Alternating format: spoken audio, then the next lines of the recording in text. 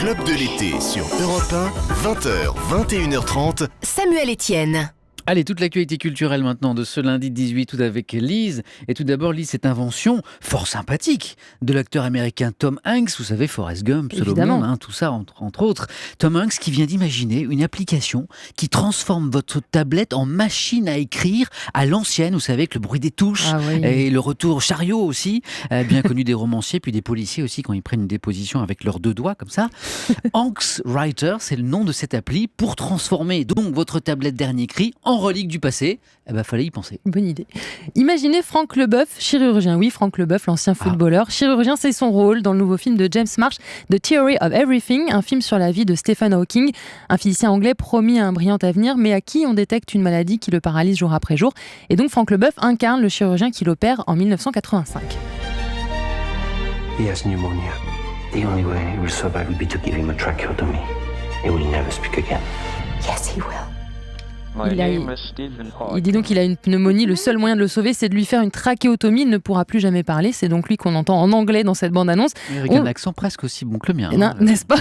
Bien entendu. Et on le sait peu, mais depuis sa retraite des terrains de foot, il fait quelques apparitions sur les planches et sur grand écran. Donc le film sur la vie de Stephen Hawking sortira en mars 2015. Étonnant. Ce soir aussi, le petit hommage du club de l'été à Pierre Vessillu, rendu célèbre par une chanson, vous savez, qui c'est celui-là.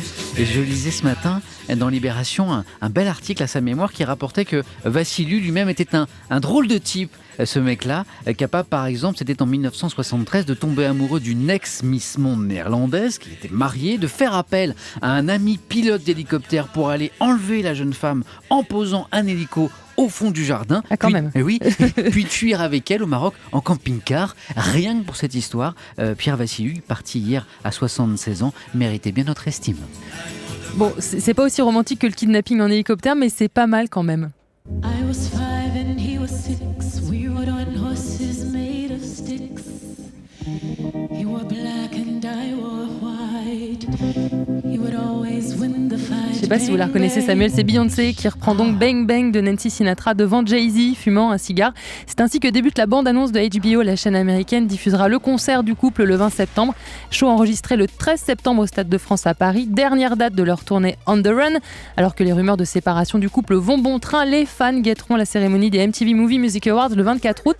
Beyoncé va y recevoir un prix et devrait sans doute y faire une annonce rassurante, on l'espère.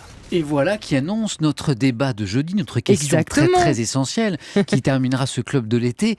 Shakira, Rihanna, Beyoncé, c'est qui la plus belle? Il y a gros débat. Voilà un débat.